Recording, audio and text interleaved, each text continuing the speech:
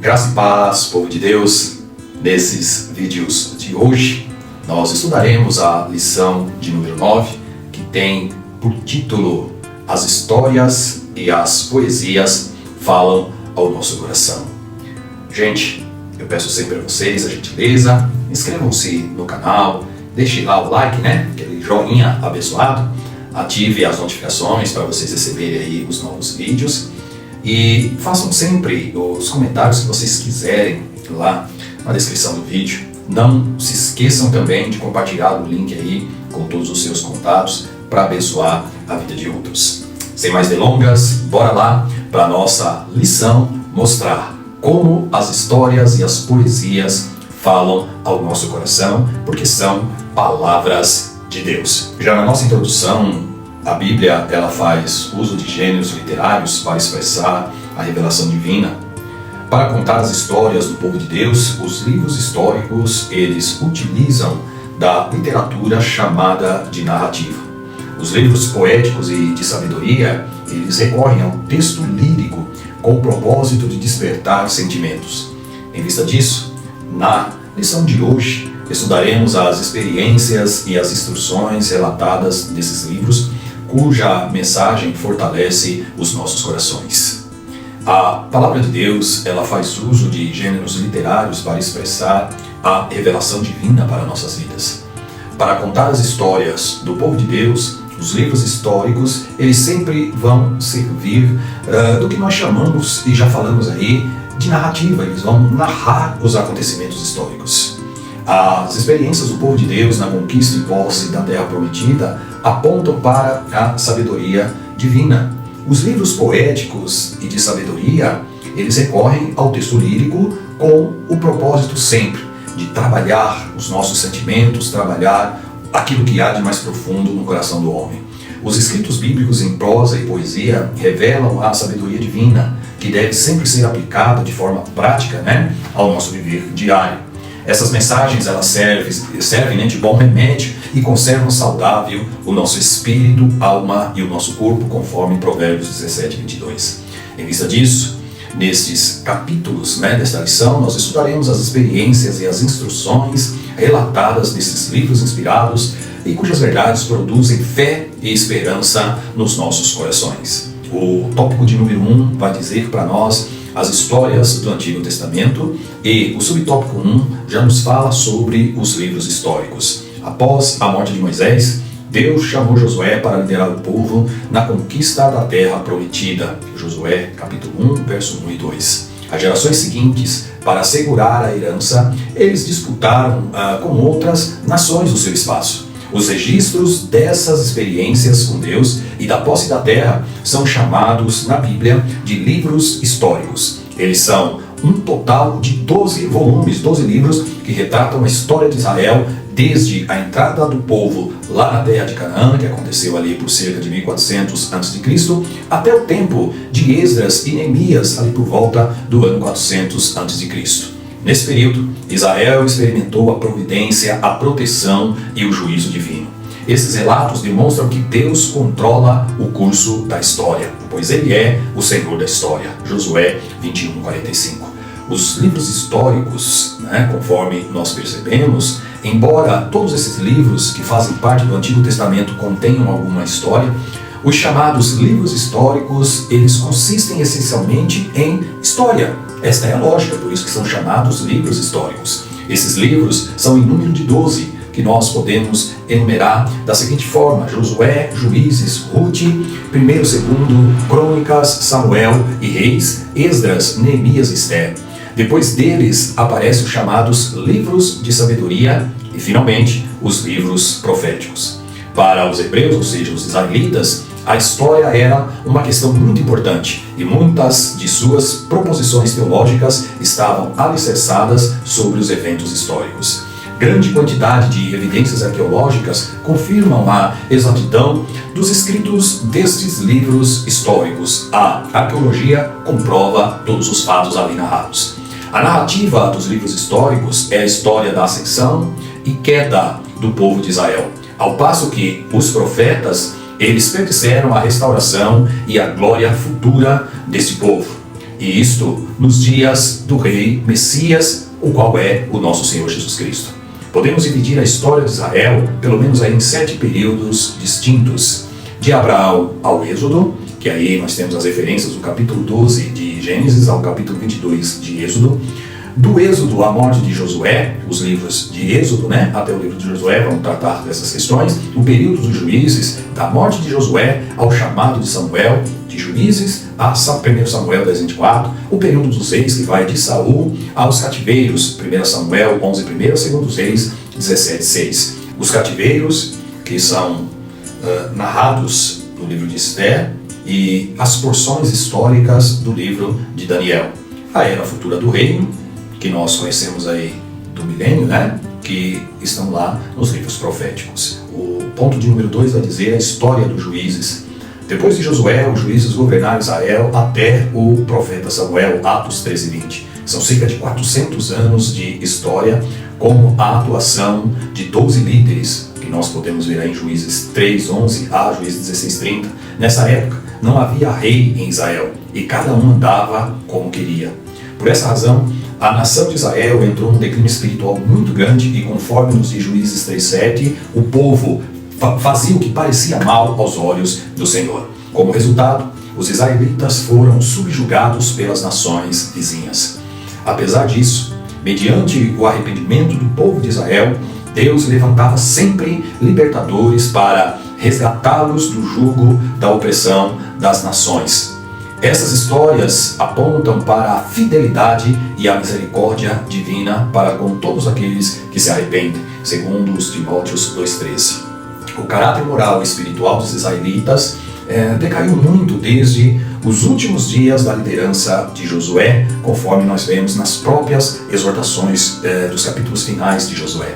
Talvez a grande extensão da terra e a separação das tribos, onde cada um lutava por isolamento, de estabelecer-se também e prosperar, tem agravado a situação. Era cada um olhando para ele mesmo. Então o sentimento nacional da nação, ela perdeu um pouco do zelo religioso acerca da obediência a Deus. E eles decidiram que era mais vantajoso escravizar os inimigos, as nações cananeias, do que expulsá-las. E nesse convívio, o povo de Israel adquiriu muitos costumes, hábitos e ritos indesejáveis. Vieram os casamentos mistos e alianças espúrias em decorrência disso. Eles fortaleceram os antigos habitantes da terra, e num descuido ou fraqueza aconteceram os cativeiros e opressões sobre o povo de Israel.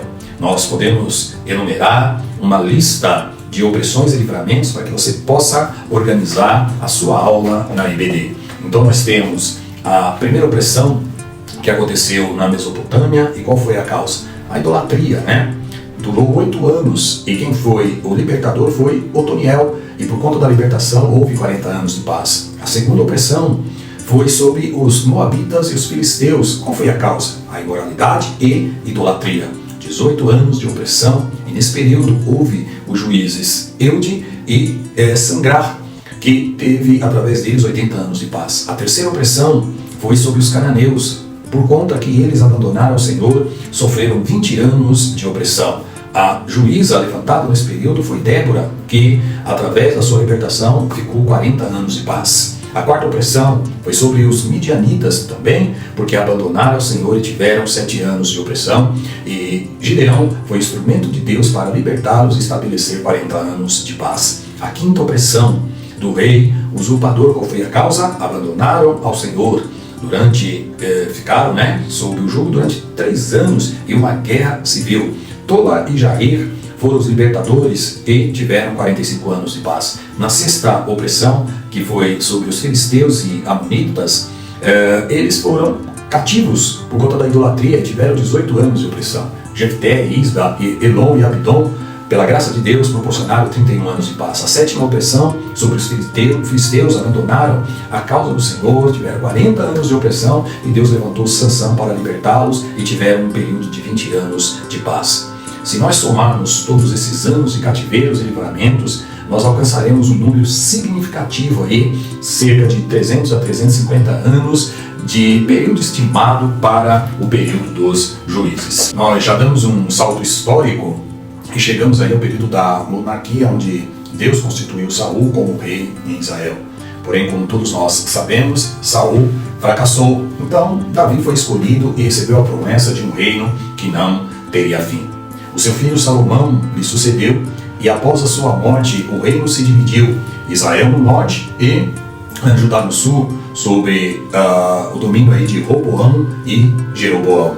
Ambos os reinos rebelaram-se contra Deus e acabaram indo para o exílio. Então, o exílio em 722 foi feito pelos assírios. Já em 586, Judá caiu diante de Nabucodonosor, o rei da Babilônia. Contudo, Deus, ele sempre cumpre a sua promessa, e ele restaurou o trono de Davi. E do reino de Judá, a esperança messiânica se cumpriu na pessoa de Jesus. Lucas 1, 32 e 33. Essas narrativas mostram que os planos do Senhor jamais podem ser impedidos ou frustrados, conforme Jó 42 e 2. Passado o período dos juízes, ocorreu a transição para a monarquia, como nós falamos, primeiro rei Saul e depois o outro rei por nome Davi. Os livros de Samuel, dentre outros relatos, mostram a ascensão de Saul e de Davi ao trono de Israel. Os livros dos reis, registram o reinado de Salomão e os reis que sucederam tanto no reino do norte como no reino do sul.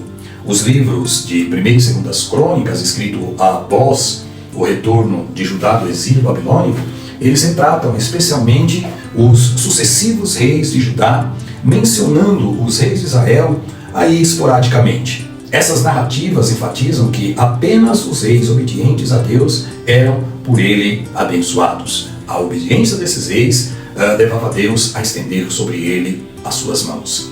A monarquia tem seu início por volta do ano 1050 a.C., quando Deus constituiu a Saul como rei em Israel. Até esse tempo, Israel tinha sido governado diretamente por Deus por meio dos seus porta-vozes, o que nós chamamos aí de teocracia. E quem eram os seus porta-vozes nesse período? Moisés, Josué e os juízes até Samuel. O último porta-voz desse governo teocrático foi o profeta Samuel. A partir da instituição do governo monárquico, os reis passaram a liderar Israel. A designação de um rei não encerrava a aliança de Deus com Israel. Embora a motivação do povo estivesse totalmente errada em escolher um rei e não permitir que o Senhor reinasse sobre eles diretamente através dos seus porta-vozes. Contudo, Deus já tinha feito provisão para a monarquia lá na lei de Moisés e assim manteve o pacto com a nação. Deus não foi pego de surpresa. Os reis deveriam obedecer à lei, sujeitar-se à palavra profética de Deus e reinar com justiça, conforme Moisés orientou o povo lá em Deuteronômio 17, do verso 14 ao 20. Porém, Saul não observou esses preceitos e o seu reinado fracassou. Então, Deus o substituiu por um homem segundo o seu coração, que todos nós conhecemos aí, que foi Davi. E ele, Davi, foi escolhido e recebeu a promessa de um reino que não teria fim, porque dele descenderia o Messias, Jesus Cristo. Essa promessa é conhecida como a Aliança Davídica. Salomão lhe sucedeu no trono, e após a sua morte, o reino acabou se dividindo, conforme nós já comentamos anteriormente.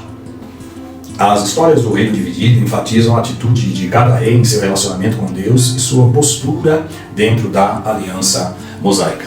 A frase "fez o que era reto" ou o oposto dessa frase "fez o que era mal" é por diversas vezes empregado ou empregada para avaliar o reinado e diferenciar os bons reis dos reis maus ou dos reis ímpios. Por fim, ambos os reinos quebraram a aliança com Deus, Reino do Norte e Reino do Sul, Israel e Judá. A lista de pecados cometidos por esses reis é enorme: idolatria, sincretismo religioso, imoralidade sexual, violência, litígio, injustiça social e jurídica, dentre tantas outras. Como consequência, os dois reinos foram levados para o cativeiro. Não tiveram como escapar.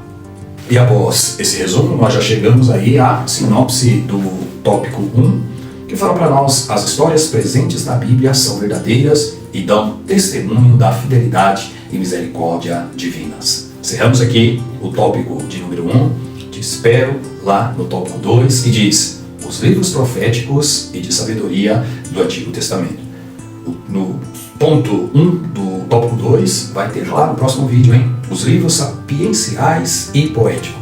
Você sabe diferenciar o que é um livro sapiencial de um livro profético? No próximo vídeo nós estudaremos isso, porque seguramente os teus alunos te perguntarão isso, professor. Até o próximo